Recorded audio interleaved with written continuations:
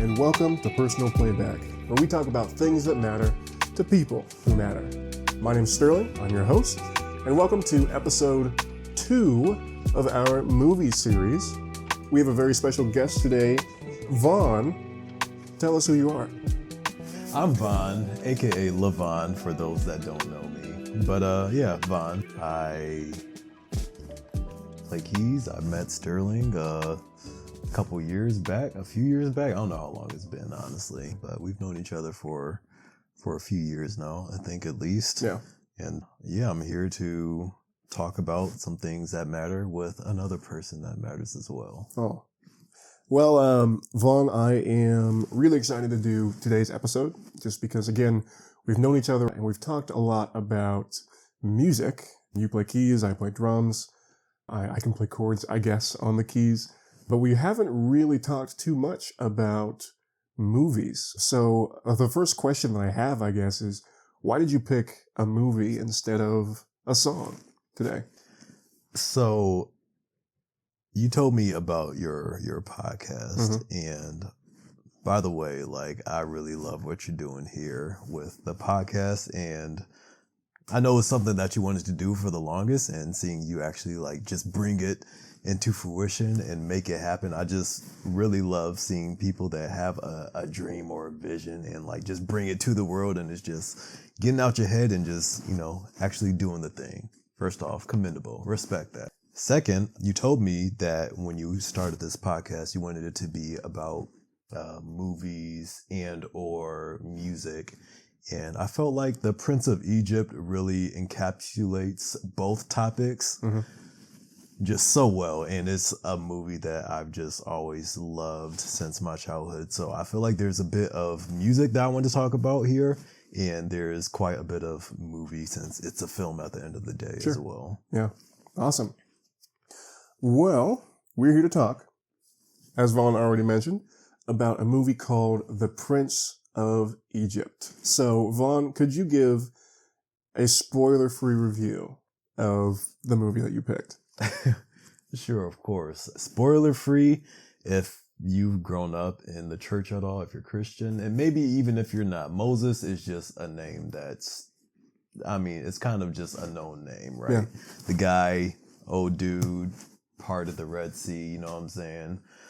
Many references to that in several movies, but it's essentially the story of his life and setting the Hebrews free, his people, setting his people free. That's pretty much the story and what it's about, just his struggles that he goes through from childhood to his adult life. Yeah. I always like asking that question because there's invariably going to be spoilers. So I thought about saying when you said, and he sets his people free, I was like, oh, that's a spoiler. Oh, well. I like seeing what spoiler, I guess, people do give, because there's gonna be spoilers if you're talking about anything. So I like seeing what will slip out when people answer that question. Ah, dang, you caught me. Yeah, gotcha. So for our audience, feel free to watch it before or after this episode, just to get your own perspective. Vaughn, what drew you to this movie initially? Was it parents? Did you see it in theaters? Was it in theaters? No, I feel like that would have been sick if it was, though. Honestly, so prior to today, because I did a bit of last minute cramming research. Sure. Prior to today, I thought this movie came out when I was born, the same year. Born in 94. And that's when I thought it dropped. But upon further examination, it dropped in 98. And it was one of the first movies that I remember seeing as a kid. So I was put onto it when I was probably preschool age, very, very young child. And I distinctly remember watching it at my old best friend's house, and he's a friend that I still have to this day. So lifelong, just childhood friend. Me and him, just spend a lot of time together. We would watch movies. This is back in the Disney Renaissance era. I remember watching a lot of Aladdin, The Lion King, a lot of these movies over at his place, and just in general. And this is just one of those movies that kind of crept its way into, I guess, the movies that we watched, right? And so it wasn't anything that I stumbled across, it was just like, I guess, inculcated into my childhood. And music has been something that's just always spoke to me, and the score in this movie is top tier. Yeah. Like, to this day, holds up. We'll get into that. Sure. We'll get into that. But what was the question? It was basically what got you into the movie initially. Like, did you see it on posters, or was it just like something that maybe even something that, as you said, we grew up alongside, and so it had always been present, but maybe your parents or maybe even friends were like, hey, here's this movie. It sounds like you grew up kind of church affiliated, at least. And so it was just something that had kind of been in the atmosphere. Yeah. And it was, hey, it's time, Yeah, for sure. I think the church background, Christian background, definitely like brought it into my sphere. And watching it at his house younger, and then, my folks, we had the movie ourselves. I think my sister had the score, the soundtrack on CD, and just, watch it at church too. It just popped up in various areas of my life, and it was just something that was very familiar to my childhood. Mm-hmm. Cool. So what was going on in your life when you saw it for the first time? I know you said that you saw it at a friend's house. Was there any other context that you'd like to give as far as what was going on? Yeah. I mean, we were just kids living life, just enjoying life, enjoying childhood, just in preschool at the time. I remember going to his house, and I mean, he had older siblings. It was just like family friends. They went to the same church that we did growing up. So like, parents knew each other, siblings knew each other. Me and him were just like super tight. But, I think it was like back and forth days or weeks where we'd go over to his house for preschool or whatever. And between that and him coming over to my house, so it was just like a lot of playing outside. I remember, just doing some reenactments of The Lion King, playing on the slide, and doing the whole Scar Mufasa thing, and like letting each other like slide down the slide. Just a lot of just fond childhood memories, honestly, riding bikes and going to the park, just having a good old time as kids. Yeah, good old days before taxes. Yeah, before taxes, before the IRS and responsibilities and adulting and depression. And I love my life. It's a good life. So, I know you mentioned the, Long Live the King scene that stuck with you from Lion King. So this is the first foray into kind of the movie talk. Which scene, or maybe a couple of scenes, stuck out to you the most in the movie? There is a lot to choose from. There are so many to choose from. That's a fact, man. It's just packed with so much goodness. So fuego. So, oh my gosh. What scene stuck out the most?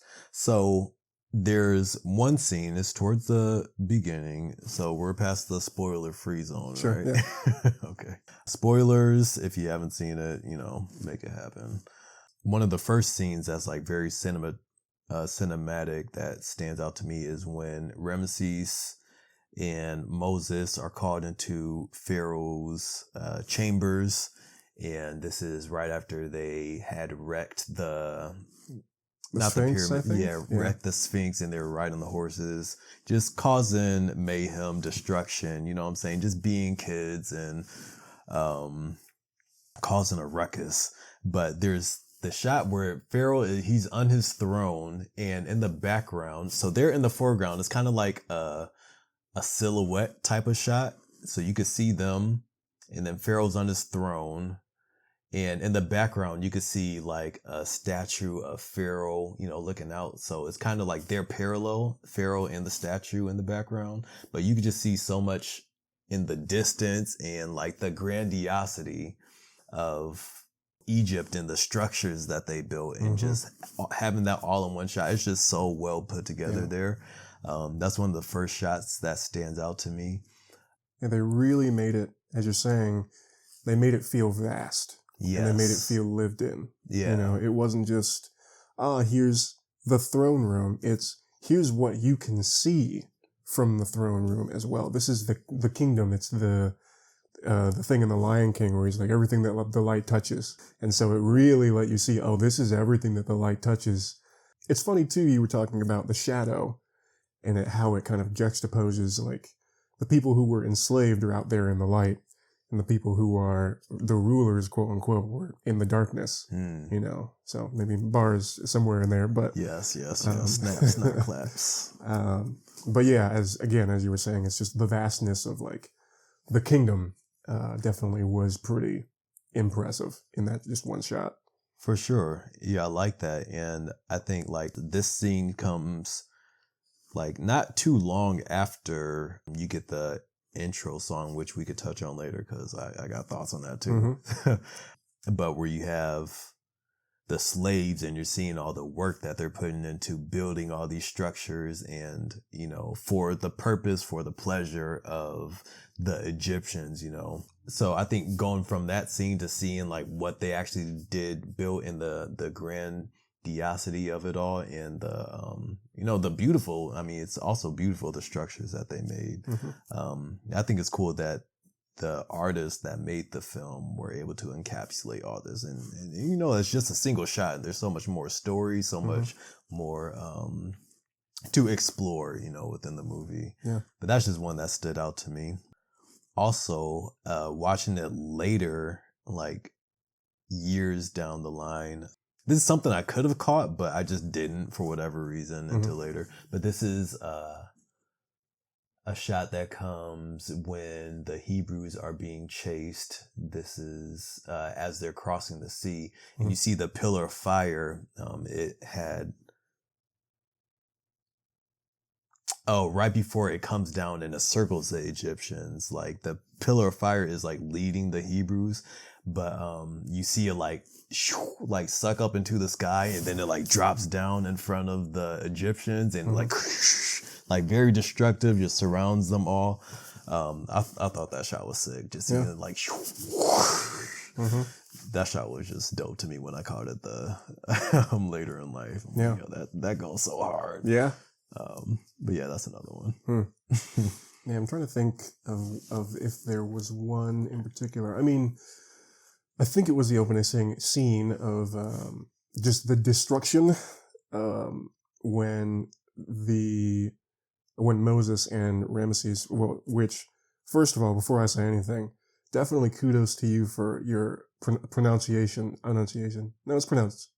For the way that you pronounced Ramesses and not just Ramses, you know. That definitely is the way that they say it in the movie, and probably the way that they said it, you know, in Egypt, is Ramesses rather than like Ramses, which is very, very American sounding, I think. Yeah, I think I got my articulation from the movie. So. Yeah. But definitely the scene where they just destroyed so much infrastructure and still lived, and then got in trouble and stuff. I think that was just such an excellent way to introduce both of their characters, because it didn't say, it wasn't like a coup sort of situation where Moses was trying to take the power from Ramses or whatever. And so now you see in political ways, it's just them in their everyday regular life, just quote unquote boys being boys. But it still showed that Ramses is more cautious, that Moses likes to take a lot more risk. He likes to think outside of the box, and that he's more open to different ways of thinking, and that Ramesses is much more cognizant of some of the consequences and the weight, I suppose, of being in the ruling class in Egypt. And so it was really cool, again, just to see both of their characters on display in that moment, even if they were both breaking the rules technically in this race that they were doing. Yeah. For sure. I like that you brought up that point, because I think the movie does a great job. And they say it in the beginning, like this is inspired by the biblical story, but they do take like some creative liberties, right? But I do like how they brought their like the brotherly dynamic into the story, how they depicted that. I think it was very well done. Like you could tell that they have a bond throughout the whole movie. But yeah, to your point, Ramesses, the burden that he felt from the expectations of his father and his responsibilities, and how that kind of was his North Star, if you will, or, you know, it just dictated a lot of his decisions and like his demeanor, his temperament. And a lot of that was established in that, you know, in that first shot there, you know, with them. And like you were saying, to Moses's more carefree, like free spirited nature, and you know, that theme, that dynamic between them definitely shows up throughout the whole entire film in different ways. But in also watching how they mature and how their relationship evolves and, you know, comes together and it like separates, and like just the tension there is just so well written and so well done with those characters. Yeah. So we've talked about some cinematic things. Music. Bro. Let's talk about it. Bro, let's talk about it, please. Because I don't know if you had a specific question. I mean, it's all open-ended. All right, bet. Yeah, let's talk about it, because like we've established, you know, me and you, we've connected through music, you know, playing at church and whatnot. And that's been a lot of, you know, the foundation of, I guess, how our relationship started, our friendship. And so, yo, my appreciation for this soundtrack, this score, this cinematic masterpiece of a film. I remember as a kid, speaking on the whole Disney, like the Renaissance era, I had listened to a lot of like those. Here, pause 1 second. Yeah.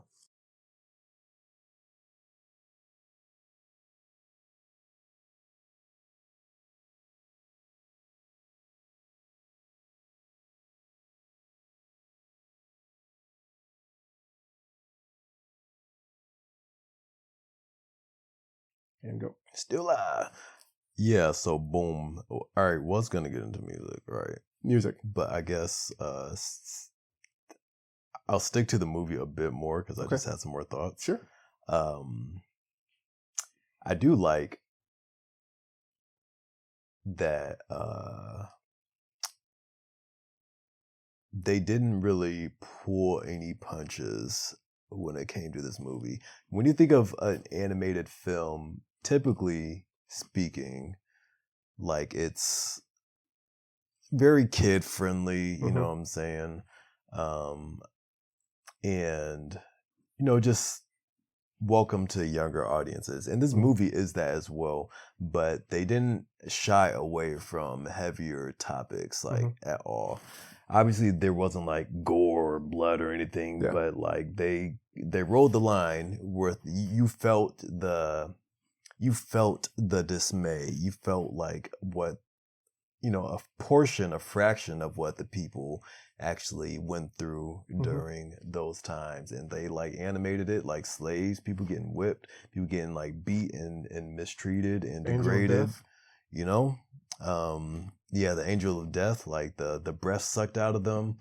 You get the plagues, you see people like getting boils and like all types of stuff. And this is a film that's probably like PG-13, you know what I'm saying, for kids to watch. And I think that kind of speaks to, I don't know, just how like the entertainment, I don't know, how the medium has changed and shifted over the years. Because yeah, back in the day, like we just didn't really shy from heavier topics, and it's just interesting to see that depicted in an animated film, something that you would think is like kid friendly or for a younger audience, you know.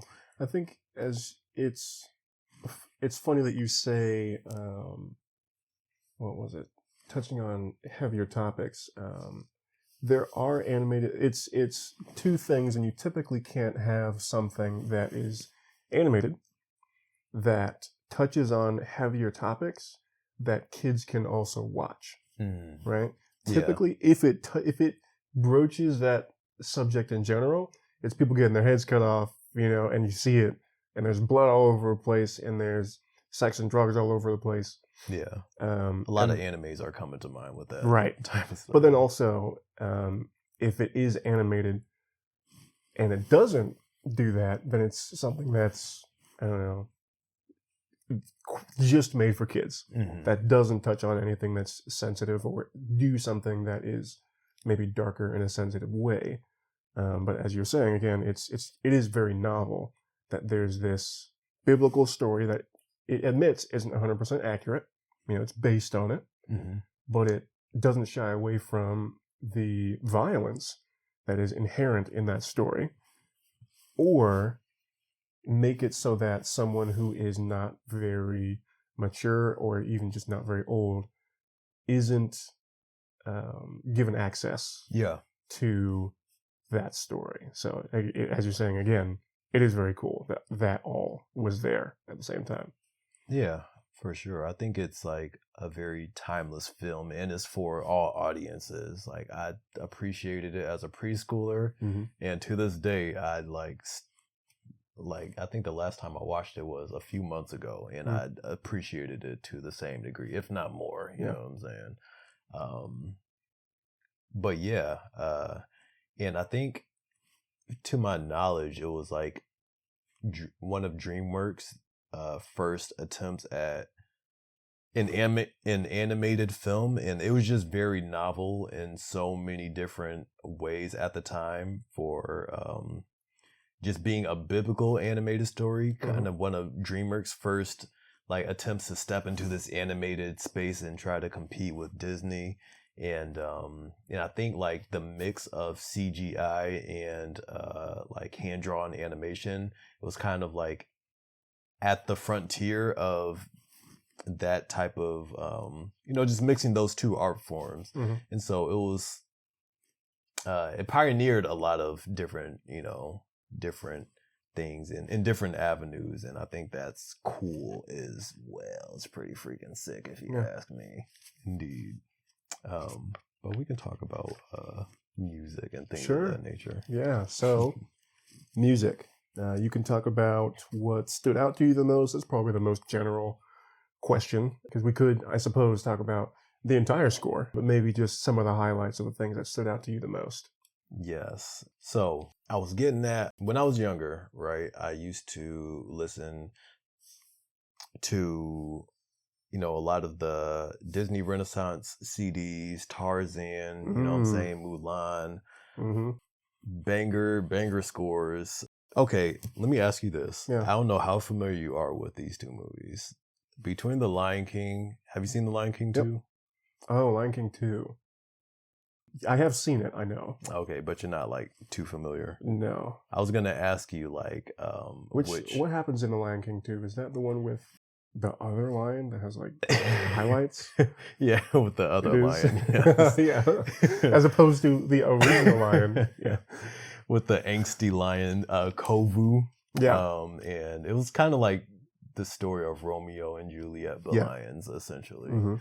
They, he was an outcast. He was from the dark side, and you know what I'm saying, she wanted him, and I do remember. I was gonna ask you, I guess, for the audience, for those at home, which do you think is better, the score of Lion King 1 or the score of Lion King 2? I feel like it's a hot take, but because you have the Circle of Life, you have, what is that, the intro song for Lion King? Yep. Yeah. Anyway, I say all that to say, when I was younger, I listened to a lot of these soundtracks. My sister, she loved Broadway musicals, put me on to so much music, you know what I'm saying, Wicked and things of that nature.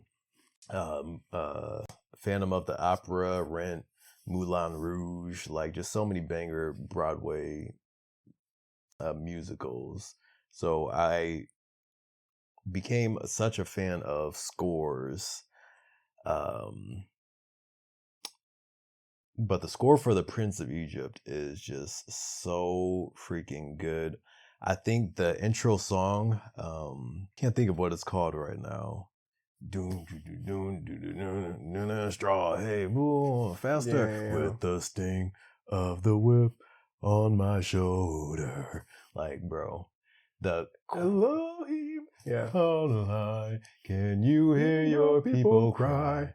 Help us now. Is it called, Deliver Us, yeah. Is it called Deliver Us? Because there's also the other one later on that's Deliver Us. No, that's the beginning, maybe. I think it's called Deliver Us. Yeah. Deliver us. Dun, dun. Man, I could just sing it. Yeah, it's awesome. Gotta avoid the strikes. Yeah. Choir. Like, grew up also with the gospel background, and like I love choirs. I love a bunch of voices just in unison and harmony, just a full sound of just raw voice. Choir kills that song. It's so dynamic. It's such a strong start to the film. The music behind it, you got horns, you got percussive instruments, you got like, oh my gosh, you got flutes in there, you have solos, you have different dialects, different language. I think singing in Hebrew, you know what I'm saying? And the feel of the music isn't something that you would just hear on a regular basis. Like they have like just Egyptian vibes to them, and runs and riffs. Bro, it's so good, man. You know, another thing that I really liked, touching on sort of the lyrics of the song, in particular that part that we half sang, the Elohim, God on high, would you hear your people's cry? They say what? Because I never knew what I think it's said. God on high. No, before that. Elohim. Elohim, what does that mean? It's one of the names for God. I do forget what it means. Elohim, God, I never knew that. Yeah. Wow. Elohim, Elohim.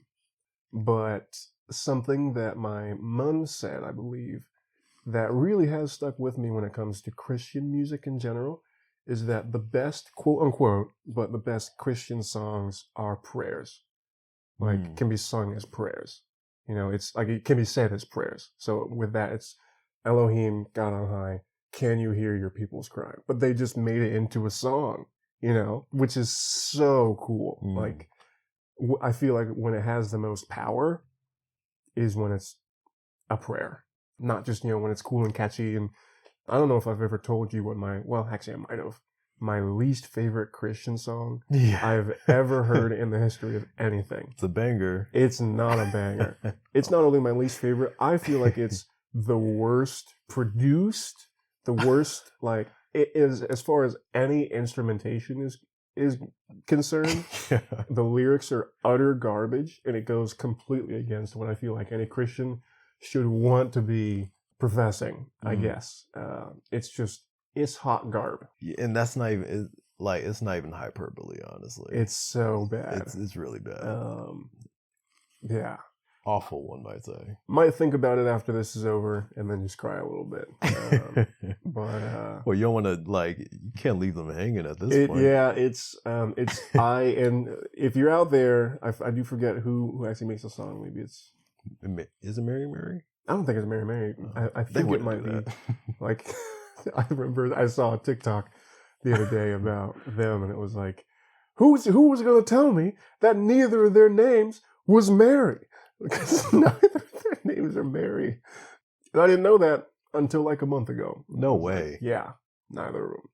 They don't teach you that in school. It's gonna wing it, just random names, I guess. I mean, it had to come from somewhere, but that's crazy. But it's I Love God. Don't remember who it's by again, but if you want to talk about it, if you want to put anything in any of the comments on anything, please do, and I will talk about it.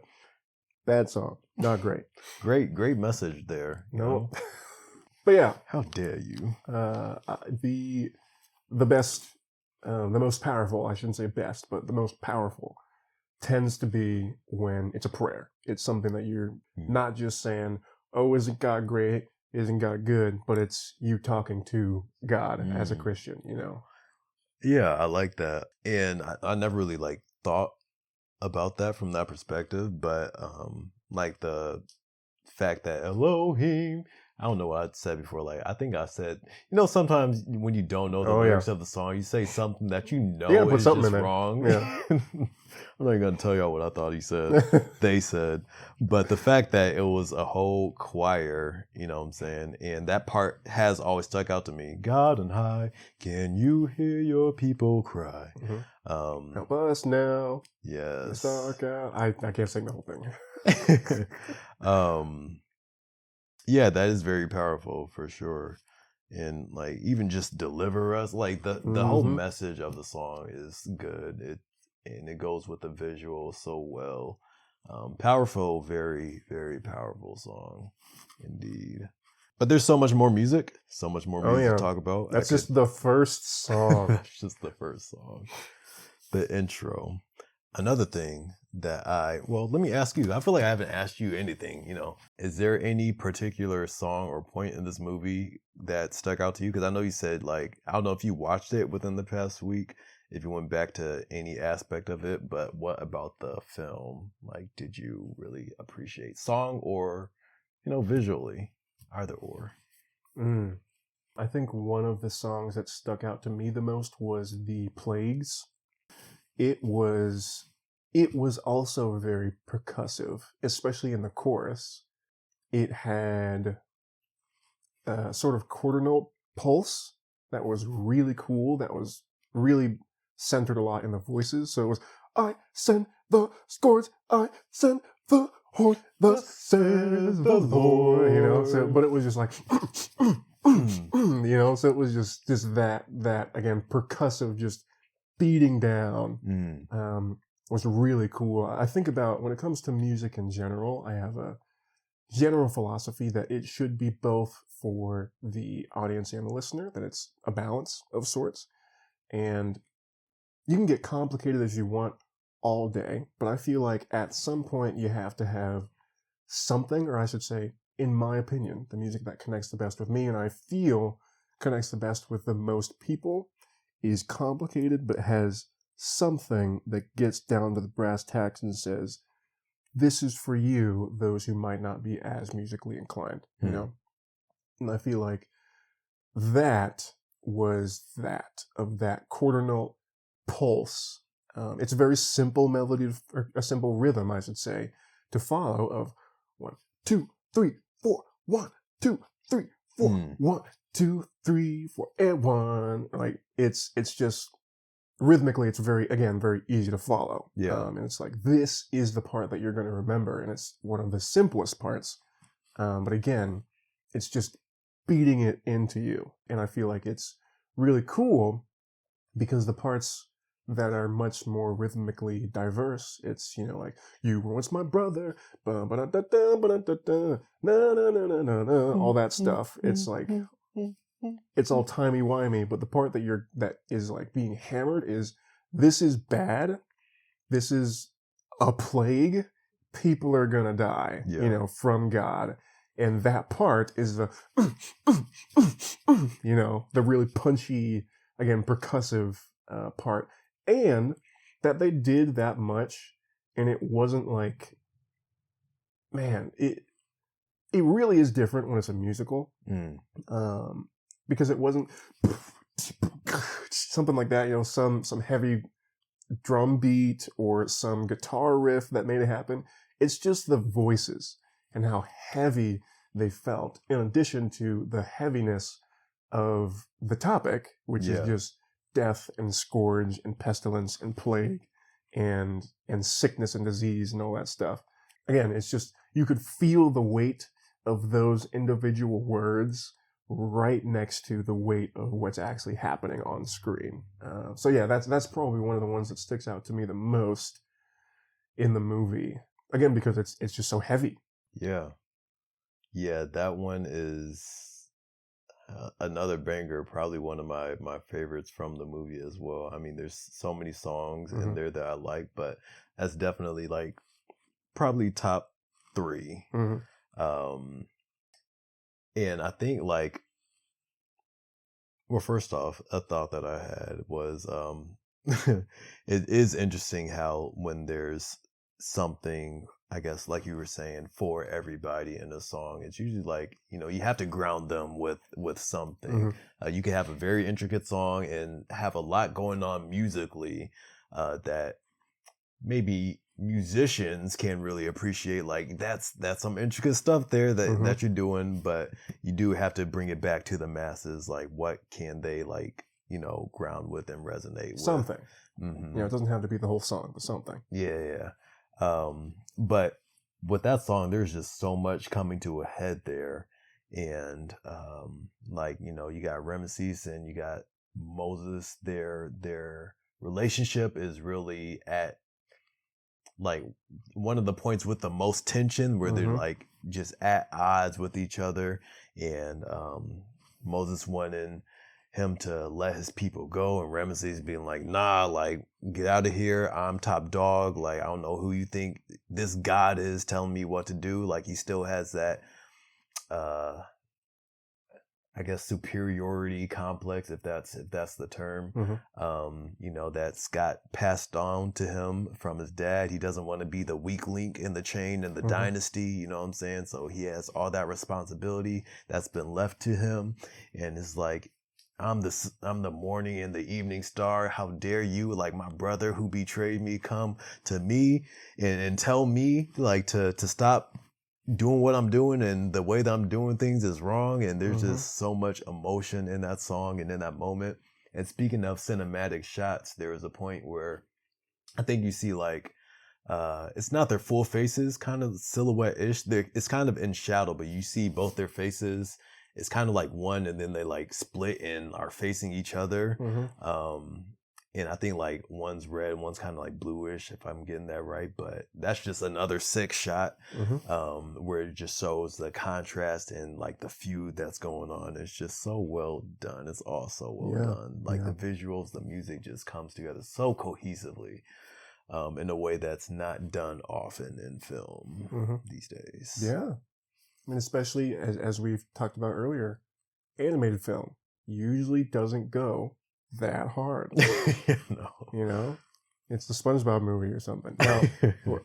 Now I somewhat slapped myself on the wrist because the first SpongeBob movie still kicks it with the best of them. Maybe not with Prince of Egypt. Is that the one like, I'm a goofy goober? Rah! Yes. that did go hard. It does go pretty hard. But yeah, definitely a lot of parallels, a lot of really good visuals, symbolism, really good music, really good symbolism, and great movie, great section. I think one of the other things that sticks out to me was when Moses is talking to Jethro, when he's telling him to join the dance and all that, and that chorus of the lie, the lie, lie, loo, lie, lie, lie, lie, lie, lie, lie, lie, that stuff.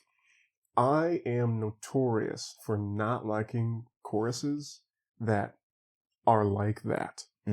That like repetitive. Well, that don't have words.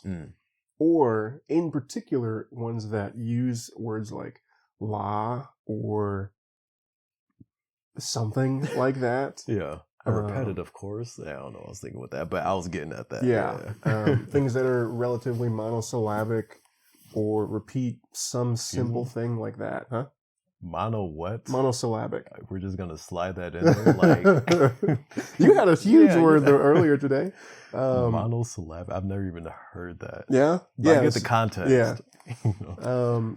I got a couple good words still like up here. Jotting that down immediately. It really, I feel like, was extremely appropriate for what the song needed. It was about freedom. It was about adapting to current circumstances rather than being stuck in the past and what you have done or whatever, joining a family and like found family sort of stuff. But also it was kind of about not overthinking as well, which I think really fit again with the monosyllabic chorus, because it's like just dance, just do the thing, just sing the song. It's just like this fun little jig, and it's not something that's supposed to be complicated or supposed to be all that. Yeah. So I really liked that too, just for how simple it was, but how fun it was. And I think that's the point. Is it's supposed to be simple and fun. Yeah. Yeah. Yeah, for sure. And the pacing of that part is, it was kind of sick to see his progression. They it was kind of went from him first joining their family and kind of meeting up again with his wife Zipporah, and then like by the end of the song they're getting married. You know what I'm saying? So just the time jump that they did within the song, and it kind of showed a shift in Moses, his growth, his mentality. And the tempo changed too. It started slower and sped up. And the key changed too. What do you say? Like a single thread and being greater than the richest king. He said something about like a rock and sitting on like a mountain's face, or the message was, or is it more important than the ones that form the base? Like just because you're this little thing up here, and it kind of, now that I'm thinking about it, is in contrast or in juxtaposition. Hey, that's another one. John that down. With like Ramesses, his whole paradigm, because it's like Moses being a humble man, like he's not more important than the ones that form the base. I guess you can see it as the Hebrews and like what they did as a collective for the structure of Egypt, and like Ramesses being a pebble on the mountaintop, you know what I'm saying, thinking he's one that governs all. And I don't know, I'm just like kind of spitballing something together. Hey, that super makes sense, because it's, as you were saying earlier, kind of when we started, that there was a lot of pressure on Ramesses, and he didn't, even if he thinks that he's top dog now, his father was top dog before that, and his father was probably top dog before that, and his father was probably top dog before that. So does that mean that you're better than all of them now, or is there a pecking order with that? You're just, at minimum, you would be the best of like all the kings, maybe, or you're just one of the kings. Yeah. And then you think, oh, does that mean you're better than all of them? Does that mean that you're better than the person who's just below you, maybe? And what about the people just below that, and just below that, and just below that? Means you're better than every single person. So definitely, yeah, it gives a different perspective than what Ramesses might be seeing. For sure. Yeah. And I think like this kind of going away from the movie a little bit, but I'll make this part brief. Sure. It kind of just goes to like how we look at, people, we look at as other, just people in different circumstances than us. We might view them as having more privilege, as having more wealth, more money. We just see them in a better situation than where we are. And it's like, your people are gonna struggle. You may not see their struggle because you only see the things that you feel that you lack, and the things that you desire. But it's like, there's struggle at every level, and he was definitely dealing with his own stuff, be that, pressure from the people that he's trying to govern, or from his, family dynamic. Even from his father, who was dead. Yeah, his dad wasn't even there anymore. It's like self-imposed pressure that he has on himself that was passed down through his family trauma and things of that nature. And yeah, I digress. Themes. Themes. Let's talk about it. Let's talk about themes. Several themes throughout this movie. That's one of them. So he was running away from the home, and this is before he met Aaron and Miriam, his brother and sister. And like they're using this theme with this song, and there's parallels drawn later with the same theme, but this first time it's with him like reflecting on the palace. He's like, yeah, this is right after Miriam and Aaron tell him that he's actually Hebrew, so his world is kind of being like shattered right now, right? And he's going through the palace, and he's like, yeah, this is my room, this is my home. Like like this is what I've known. This is my life pretty much. Like who is anybody to tell me otherwise? And there's this theme going on, like the same musical thing that happens later in the movie where he's back at the palace, and I think it's after the plagues.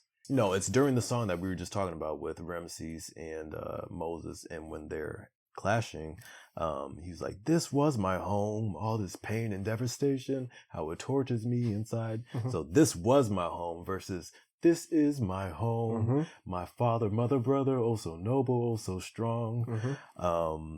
Like I just think how they use themes in this movie is just so powerful. Like, and you might not catch it on the first listen, but like this is just one of those things that I appreciated later on, you know. Or when I don't know if you want to touch on that, but another thing was like there's a theme for God in the movie when God's speaking to him at the bush. That's like a common theme. And then like so you're talking like motifs. Yes, motif is the word that I'm looking for. Common motifs, right? This playing when he's at the bush. It plays when he parts the sea, and there's one for also for Pharaoh, and I think it first played when it was like them with their dad when Pharaoh was still alive, and then it became like Ramesses' theme throughout the movie. Yeah, like foreshadowing almost.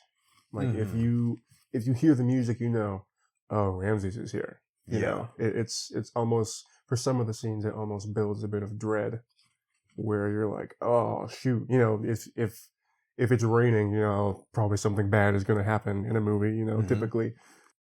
So it definitely is really fun, but also just shows how much forethought they put into. We really want them to feel what is about to happen, not even just what's happening. Yeah. So when you watched this as a kid, or maybe even as an adult or wherever in between, how did you feel before versus after the movie? Or did it change the way that you saw the world, change your perspective or anything like that? I honestly I can't really speak to when I was a kid because it's like, you know, it's That was a forever while ago. Yeah. It's like, you know, it wasn't last week or anything.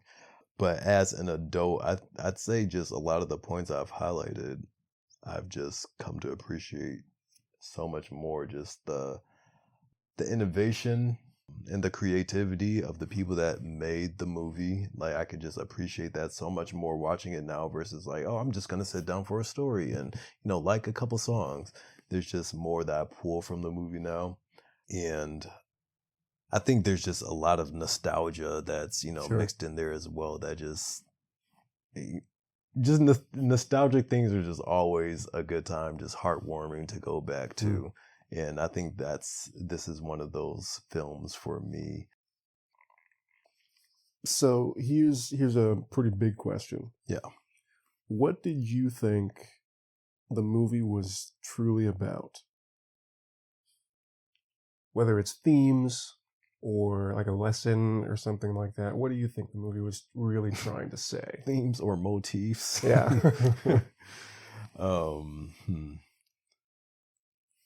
I'd say that like first off, great question. I'd say what's coming to me now is I think it's about change and like God being able to just work wonders, work miracles through people, like wherever you are, wherever, you know, you might find yourself and you might feel unwanted, you might feel like neglected or unwelcome, not really a part. You might just feel lost and not worthy to do what he's calling you to do. But like if you do rely on him and let him use you, you know, you can do great things. Kind of along those, well, similar lines, even if you're not a Christian, I think something that anyone can take away from this movie is that all it takes is one. You know, I like yours better. all it takes is one person to stand up. Sometimes it has to be the right person. It can't always just be anybody. But all it takes is at least one person to go, hey, this is wrong. One person to receive a message, the correct message. One person to stand up to the right person, or to do it in the right way, or to lead people in the right way and stuff like that. Sometimes all it takes is one person, one voice to lead a million, to free a people, to stop a bully, to give directions, whatever it is. Sometimes all it takes is one. And in the biblical story, there's Moses, and then Aaron is speaking for him and all that other stuff. But the person who receives the revelation is Moses. He goes back to his people, talks to them, becomes a sort of liaison, all this other stuff. But it starts with one. And so if you have one, there's still a chance. There's still hope. There's still reason to fight. But yeah, so I think that's one of the themes that I got really from this movie, is all it takes is one. Yeah, I love that. That's a really good message to take home, because I mean, it really is true. Like, so many people that have had an impact on the world, and even if they started off being the outcast or the weird one, or like even with Moses, even the people that he's trying to help and set free, like they weren't with him either. Mm-hmm. They thought he was trying to make their lives more complicated and ruin things for them. And he was an outsider on both sides, but he did have that message, and it did take that one person, away from people. It could just be that one thought, that one idea that you have, you know what I'm saying? To start a podcast and and just see where things go, and then next thing you know, you got your friends sitting on the couch chopping it up, you know what I'm saying, late into the evening, just having a good old time speaking about some movies. And this is quite the experience for me here too.